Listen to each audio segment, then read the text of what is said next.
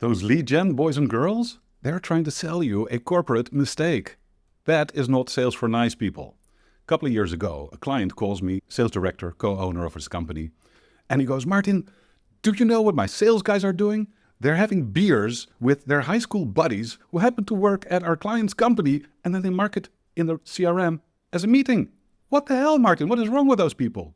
And I go, well, you did kind of ask for it, because what happened? Their pipeline wasn't looking good. Projections weren't good. And more meetings were necessary in order to generate more proposals to ultimately lead to more sales. Makes sense on the surface, doesn't it?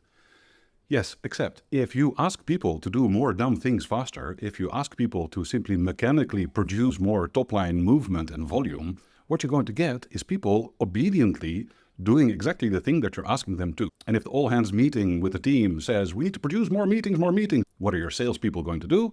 They're going to produce more meetings, even if that means they have to fudge the numbers. And you might think that this is an outlier, but actually it's rampant.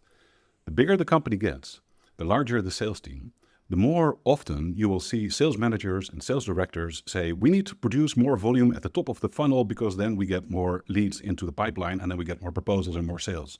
But that is not the right choice, because if the problem is that you don't invoice enough because you don't sell enough, then putting more people at the top of the funnel doesn't mean you're going to increase your sales. It only means you're going to have more busy work at the start of the whole sales process while not improving your conversion rates. And this is something that those lead gen boys and girls prey upon, because when you get the new leads and they don't convert into buyers, well, what do you need? More leads. And then you end up falling into the same trap that corporations fall into, where the sales team simply becomes a legion of people obediently doing more dumb things faster. Don't fall into that trap. If you want more apples from your orchard, yes, obviously you have to plant more saplings. But if you never prune your orchard, if you never irrigate, if you never fertilize, if the orchard doesn't get any sun, well, how are you going to get a rich harvest? No matter how many saplings you're going to plant, you're not going to have a rich harvest. No, you need to get better at actually growing apples. You need to get better at selling your work, and putting more leads into the top of the funnel isn't going to improve your ability to sell. So focus on what really matters, which is your conversion rate, turning the opportunities that you do have into actual buyers. That's where you get the wins.